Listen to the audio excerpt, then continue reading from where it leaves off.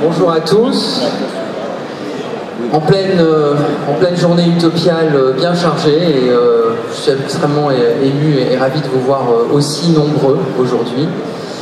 Nombreux dans l'espace Chaillol, nombreux dans l'espace Hetzel, dans les expositions, bref, voilà. Merci beaucoup à vous d'être là. Alors un grand moment pour cet après-midi, évidemment, la rencontre avec notre invité d'honneur, avec Chris Foss. Chris Foss qui est ici d'abord en personne, et je le remercie de sa présence. C'est un grand événement pour le public français, à la fois dans le domaine de l'illustration, dans le domaine de l'art graphique, mais aussi bien sûr, vous le savez, dans le domaine de la littérature, puisque je n'apprends à personne ici parmi vous que Chris a été l'un des plus grands illustrateurs, l'un des plus célèbres illustrateurs en France, pour les couvertures notamment de la collection J'ai lu, notamment à l'époque où Jacques Sadoul l'a dirigé, et d'ailleurs nous aurons tout à l'heure un hommage à Jacques Sadoul dans lequel Chris Foss siégera et parlera aussi de ses souvenirs de Jacques.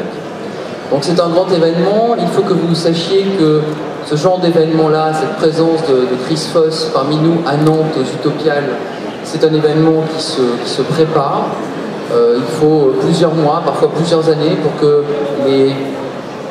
le destin permette aux choses de se concrétiser. Alors l'année dernière, Chris, qui nous avait fait l'amitié de venir, c'était pour le Dune, Jodorowsky Dune, le documentaire de Frank Pavich, qui avait été projeté ici à Nantes, et qui avait justement obtenu beaucoup d'écoute du public, beaucoup de réussite. Et donc Chris était là. Alors cette année, nous avons concrétisé grâce à Gilles Francescano, ici présent et qui est le responsable de nos expositions, et grâce à toute l'équipe de la Cité des Congrès, de l'organisation des Utopiales, cette magnifique exposition qui est l'une des plus grandes expositions que nous avons jamais reçues ici à Nantes. Vous avez combien de peintures de Chris a-t-on dans l'exposition? Je pense qu'on ne doit pas être loin d'une soixantaine de tableaux là. Une soixantaine de tableaux, donc c'est quand même extrêmement important, extrêmement massif. Et puis surtout, nous avons Chris ici présent, il est là, il fait des dédicaces et il travaille, il échange avec vous déjà depuis le début de ce festival. Alors évidemment, pour moi, la tentation était grande, évidemment, de vous remontrer sur écran géant des tas d'images et des tas d'œuvres de Chris. Mais j'ai voulu que cette rencontre, paradoxalement à Chaillol, soit aussi une rencontre avec l'homme. Pas simplement l'artiste, mais l'homme derrière l'artiste, et son vécu aussi, sa vie, parce que souvent, on connaît les artistes, on croit comprendre les raisons de leur travail, mais on n'a pas souvent l'occasion de les rencontrer et de parler avec eux des fondements de leur œuvre. Alors Chris Foss, cher Chris, on va le faire en français, et puis si à un moment donné, on passera à l'anglais, ils ont la traduction. Première question que je voudrais te poser, c'est, on va revenir aux origines, à l'enfance. Quand tu étais enfant, est-ce que tu savais déjà, petit garçon, que l'expression qui allait être la tienne, l'expression de ton rapport au monde, à la réalité, à tout ce qui t'entourait, est-ce que cette expression qui allait devenir la peinture, est-ce que tu en avais déjà conscience? Est-ce que tu dessinais déjà tout petit? Et quelles étaient tes sources d'inspiration enfant, la plus jeune tendre enfance?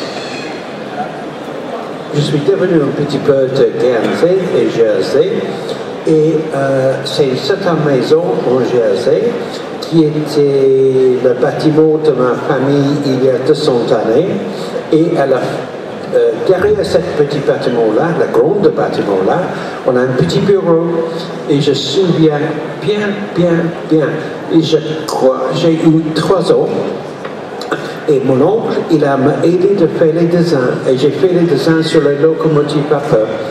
Et vous pouvez, et les dessins, ils ont servi, et j'étais étonné, j'ai 3 ans, mais vous pouvez regarder la silhouette de la locomotive, et vous pouvez savoir la classe de locomotive, le type de la locomotive, et je crois, j'ai commencé à dessiner juste automatiquement, c'est juste un truc pour moi, c'est une méthode d'expression, si tu veux, voilà. Donc un premier dessin, c'était une locomotive à 3 ans.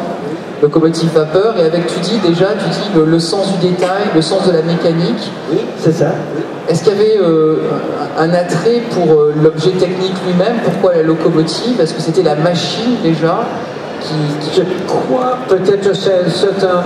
Je suis très influencé par le coup de mon père. Mon père était très fou pour les locomotives vapeur, le chemin de fer.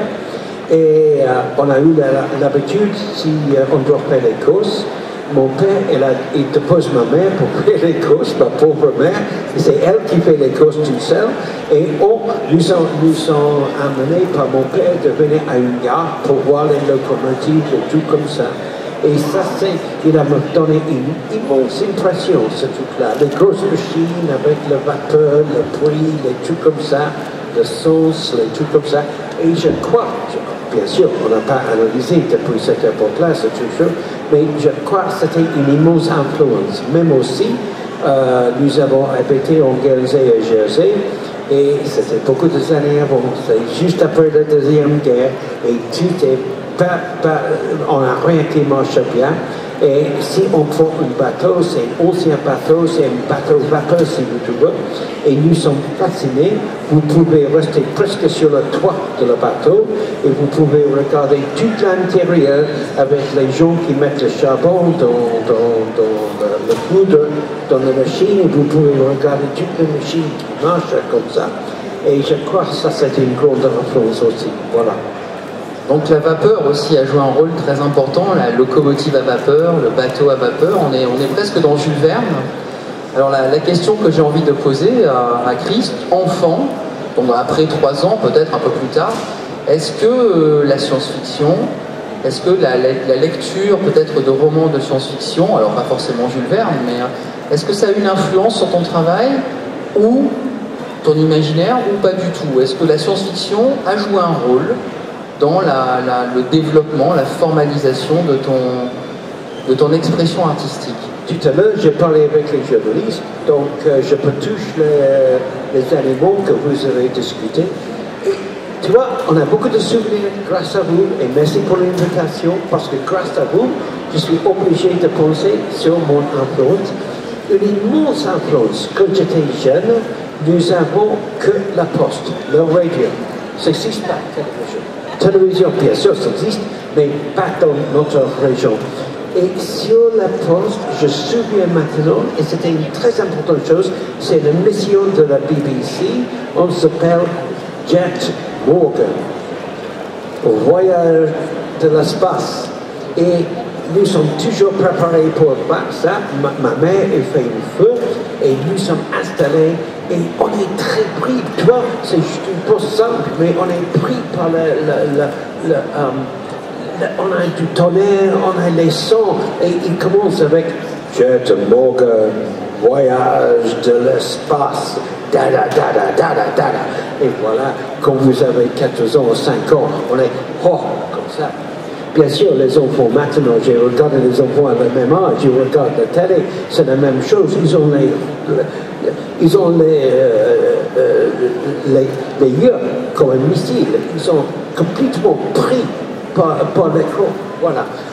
On n'a rien qui se passe depuis cette instance que la mission. Et je crois que c'était une immense influence. Et plus tard, on a sur la télé quelques émissions et qui sont terribles, terrifiantes, si tu veux. On a quelques émissions, j'oublie le nom. C'est, par exemple, c'est l'histoire qui revient. Chaque fois que tu veux une truc dessus Londres, vous pouvez toucher quelque chose.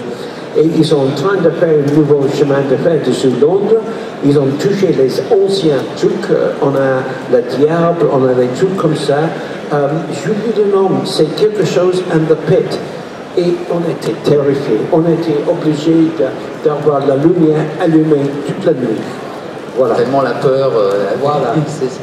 Donc la grande influence de la radio aussi, toujours dans l'objet technique finalement, puisque cette radio est aussi un objet technique profondément présent. Donc il y a quand même cette influence effectivement de l'imaginaire, de l'espace, ce qui nous amène évidemment à cette œuvre centrée sur les machines, l'espace, la démesure, qui est tout à fait caractéristique dans ton travail. Alors on avance encore un petit peu dans le temps, les premières fascinations pour l'objet technique, pour la locomotive, pour les machines à vapeur, avec la radio, le contact avec l'imaginaire. À partir de quand tes dessins, tes œuvres commencent à être connus, commencent à être vendus?